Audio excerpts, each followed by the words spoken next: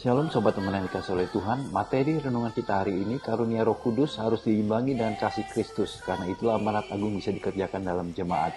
Dasar renungan dari 1 Korintus 14 ayat 1 sampai 40. Inti renungan kita hari ini, kasih Kristus pasti membangun jemaat. Kita berjemaat bukan untuk saling menghakimi dan bersaing. Sobat pemenang, ada 3 pertanyaan yang perlu kita renungkan hari ini. Yang pertama, apakah sebabnya Rasul Paulus menegur jemaat di Korintus?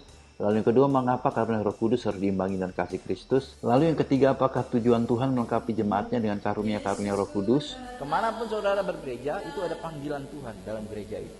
Kalau kita diberi karunia, Tuhan melawat kita, tapi kita nggak punya tujuan arah yang jelas, maka yang terjadi adalah perselisihan. Jemaat di Korintus itu gimana nggak hebat, dilawat dengan karunia-karunia roh dalam ibadah mereka. Tetapi mereka menghadapi masalah yang namanya perselisihan, perpecahan dalam jemaat, saling menghakimi, saling iri hati. Kalau kita lihat, Roh Kudus ini merupakan pribadi Allah yang hadir dalam jemaat di Korintus, memberikan karunia-karunia roh untuk apa? Untuk ke arah menuntaskan amanat agung, mendewasakan jemaat. Roh Kudus itu berfungsi dalam jemaat di Korintus.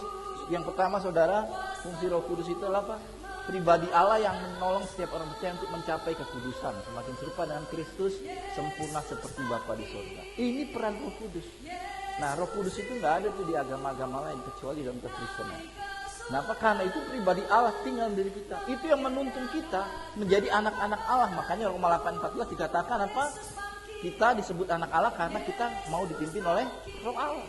Jadi ada perbedaan yang signifikan antara agama-agama pada umumnya dan kekristenan. Kalau di luar kekristenan nggak perlu itu penuh Roh Kudus.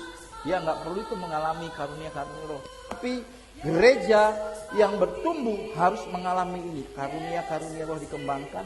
Sobat pemenang, mengikuti dan meneladani ajaran Tuhan Yesus Kristus berdoa dengan tidak jemu-jemu. Mari kita responi renungan hari ini dengan berdoa. Bapa-Ku rindu dalam jemaatku, Engkau melengkapi pelayanan kami dengan karunia-karunia Roh Kudus.